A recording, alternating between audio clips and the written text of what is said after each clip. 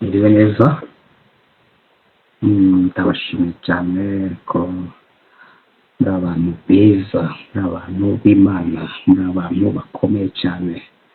Iyo nsoma ibyanditswe numva ukuntu Imana yakunze abari mu isi, numva abantu ari beza cyane. Sirtu ku bamaze kwakira ubutumwa bwiza, ku bantu bamaze kwizera ko Yesu yabitangiye bakababarirwa imbere y'Imana. Rero abantu Imana yemeye ko baba abana bayo, ni abantu bo kubahwa cyane. Abantu babyawe n'Imana ni abantu bo kubahwa cyane cyane birushijeho. Ni abantu bakomeye cyane ndetse bo kubahwa mu buryo butagabanyije. Ndabakunda cyane. Rero nanjye amazina yanjye nitwa Evangeliste Robert Victor, nk'uko musanzwe mubimenyereye. Icano n'indi Mutsinzi TV. Igihe tumaranye ni igihe kinini, kandi bigaragara yuko tumaze kumenyerana mu buryo bw'ibyo nigisha n'ibindi, kandi umaze kubyakira ndabizi neza ko hari impinduka zizakomeza kubaho umunsi ku wundi. Uyu munsi rero nifuje kubasangiza by'ukuri, nifuje ko uyu munsi turi bwige ku bigendanye no kumvira Imana. Ese kumvira Imana ni gute? Ariko muzi ko ubundi kutumvira Imana ariko kwatumye Imana itwita abanyabyaha by'iteka. Kutumvira Imana k'umuntu umwe ari we Adamu. Iyo usomye Abaroma igice cya 5 umurongo wa 18 uvuga ngo nk'uko kutumvira Imana kumwe kwateye ko abantu bose baba abanyabyaha, ni nako kuyumvira kumwe kwazatera ko abantu bose baba bakiranutse. Bivuge ngo kugira ngo abantu babe abanyabyaha byatewe no kutumvira k'umuntu umwe ari we Adamu. So rero uyu munsi nawe ukeneye kumenya ibyo bita kumvira Imana ni iki. Ni iki. Hanyuma hari icyanditswe tugiye gusangira kiri muri Samweli wa mbere ibice 15. Tubona aho igice 15 hereye kuri 1, Abisiraheli bararakara, baravuga ngo ntabwo bagikeneye kuyoborwa n'umuhanuzi Samweli. Hanyuma aramubwira ati natwe twimikira umwami tujye tuyoborwa nawe nk'uko n'abandi bigenda bose mu yandi mahanga. Hanyuma Samweli ngo Imana imuhereza kwimika cyangwa imutuma kwimika uwitwa Sawuli. Ngo kubera gutaka kw'Abisiraheli bari bazengerejwe n'Abamaleki cyangwa n'abandi bantu babangaga, hanyuma Imana ihagurutsa Sawuli kugira ngo arengere Abisiraheli. Mu by'ukuri cyabayeho ni uko yimitswe. Amaze kwimikwa atuma kurwanya Abamaleki. Hanyuma kuri mesaje yahawe mesaje imubwira ngo genda urimburane n'Abamaleki n'ibintu byabo byose.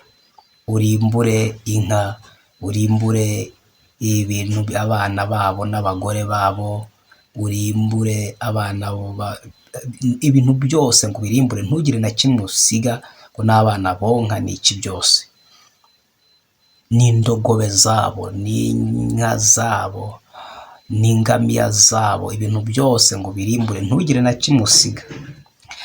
Hanyuma ari muri urwo rugendo yagiye kubarwanya, agezeyo ngo abona ibintu byiza, inyamibwa z'inka, indogobe nziza n'ibindi byose. Ibintu byose ngo yarebye ibintu by'igiciro byose byo mu icyo gihugu cy'Abamaleki, ngo hanyuma byo yigira inama yo kubirokora, ngo kugira ngo baze kubitambira Imana bishimira ko batsinze urwo rugamba. Hanyuma icyabayeho ni uko baje bahageze, Imana ivuga ko bakoze ikosa, ivuga ko batigeze bumvira.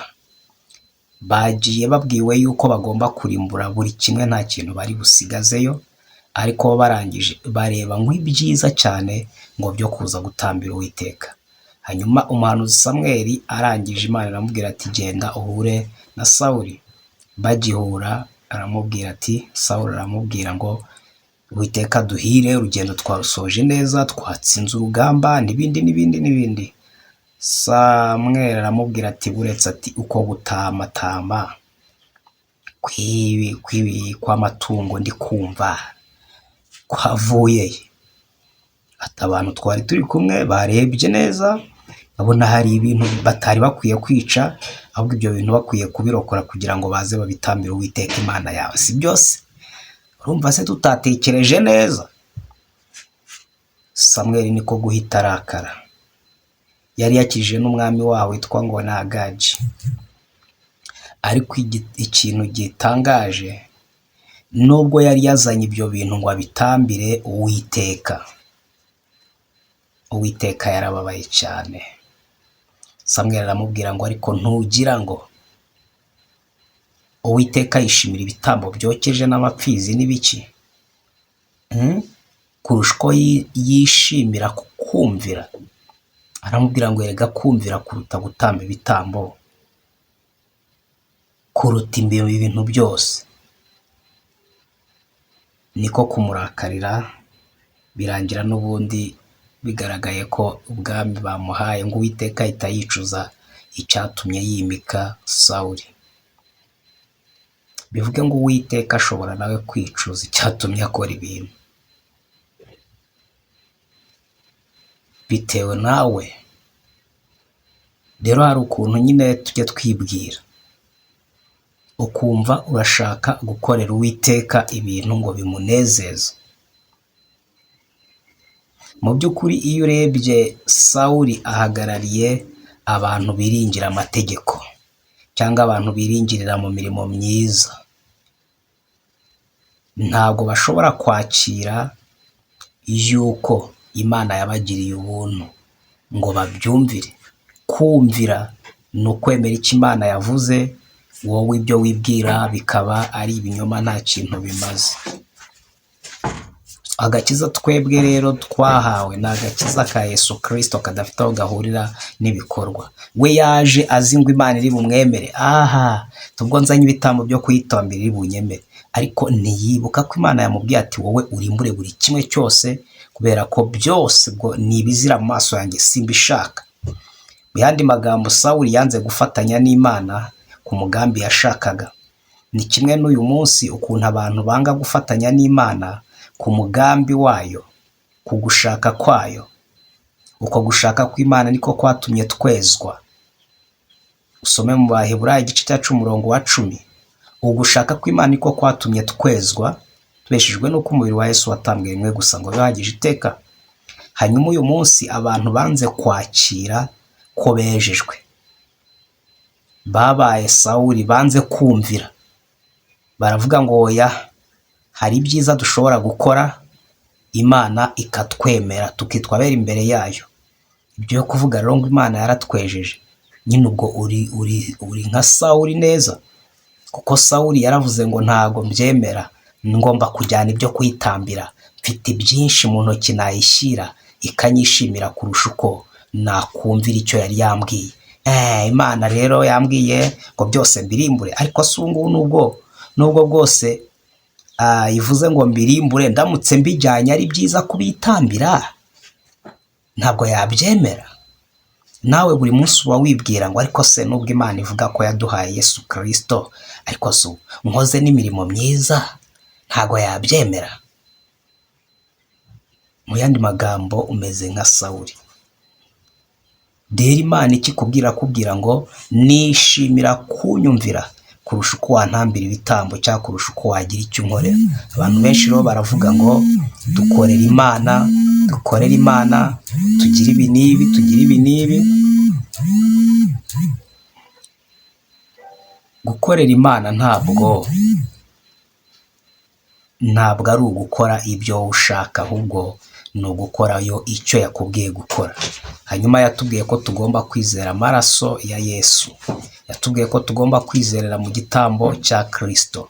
Nyuma niba yaravuze ko tugomba kwizera mu gitambo cya Kristo, ntabwo wowe ufite uburenganzira na bukeya bwo kuvuga ngo njyewe nziringira imirimo nibwo nzaba nkijijwe. Njyewe ngo nziringira imirimo myiza bizankiza. No, iyo biza kugaragara ko Imana yadukirisha imirimo myiza, yari kubitubwira ngo mujye mukora imirimo myiza. None yavuze ko imirimo myiza cyangwa imirimo itegetswe n'amategeko abayiringira ni ibivume. Ikindi mu Baroma igice cya 3 umurongo wa 19 na 20 yavuze yuko abiringira imirimo itegetswe n'amategeko nubwo bayubahiriza ntago bazigera bemerwa imbere y'Imana. So bivuga iki? Inzira y'imirimo y'amategeko Imana yayicishijemo agakato. Wowe icyo usabwa ni ukuyumvira. Kuyumvira ni ukwemera icyo yashatse ko gikorwa, hanyuma nawe ukagendana nacyo. Yashatse rero ko Yesu amena amaraso kugira ngo tubabarirwe. Ntabwo yigeze yemerera ko ibikorwa byacu cyangwa imirimo myiza yacu ishobora kudukiza. Kumvira Imana ntabwo ari ugukora imirimo itegetswe n'amategeko cyangwa kubahiriza amategeko, ahubwo kumvira Imana ni ukwakira igikorwa yakoreye Yesu, cyangwa se kiriya gikorwa cyakozwe na Yesu ku musaraba. Ibyo iyo umaze kucyemera ko cyakwejeje, ko cyagutunganyije, ko cyagukuyeho urubanza rw'ibyaha, ko cyakuyeho icyagutandukanyaga n'Imana, ukaba uri uwera, umuziranenge, uri umutagawa imbere y'Imana, utakisaba imbabazi, utakitakira ngo Mana mbabarira ibyaha byanjye, icyo gihe nibwo uba uyumviye. Ariko niba uvuga ngo oya, ngo kumvira Imana no kubahiriza amategeko yayo, genda usome mu Bagalatiya igice cya 3 umurongo wa 10 barakubwira ko uyu munsi nyuma y'uko Yesu yitamba, umuntu wibwira yuko azakizwa n'imirimo itegetswe n'amategeko, uwo nguwo ngo avumwe, acishwemo umukato. Nawe rero uramenye, we kuba mu gatsiko k'abantu batumvira Imana. Ese wabwirwa n'iki kutumvira Imana? Iyo urimo urasaba imbabazi z'ibyaha byawe wakoze, uba uri kugaragaza kutumvira Imana. Iyo murimo muragizwa n'ibyaha byanyu, baba muri kugaragaza kutumvira Imana. So rero umvira Imana, wakira igikorwa cya Yesu yakoreye ku musaraba, cyaguhinduye uwera, umuziranenge, umutagawa. Icyo gihe uraba witwe ko urumvira. Urahita ukurwa mu mubare w'abatumvira, ushyirwe mu mubare w'abumvira. Abaroma 5:18 nk'uko nabivuze, nk'uko kutumvira Imana kumwe kwatumye abantu bose baba abanyabyaha, ni nako kuyumvira kumwe kwatumye abantu bose baba abakiranutsi. Noneho Yesu niwe wumviye Imana, akora icyo Imana yashakaga, ari cyo cyo kutwitambira kugira ngo dukizwe, kugira ngo twezwe, kugira ngo duhinduke abakiranutsi mu maso y'Imana. Hanyuma amaze gukora icyo gikorwa rero, uyu munsi uwumwizeye wese ahinduka uwumvira, kuko ari we wumviye Imana. Hanyuma kuyumvira kumwe nako kuzatuma abantu bose bahinduka abakiranutsi. Uzaba ukiranutse, uzaba wumviye Imana, uzaba ubaye inshuti y'Imana, uzaba ubaye umwumvira Imana, nuramuka wizeye ko wababariwe igihe Yesu yamenaga amaraso.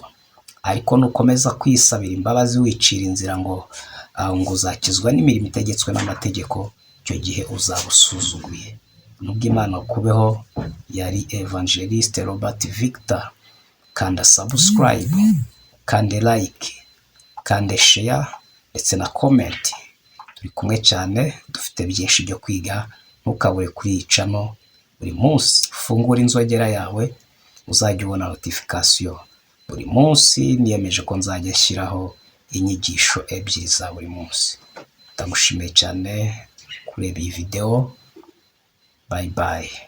Merci beaucoup.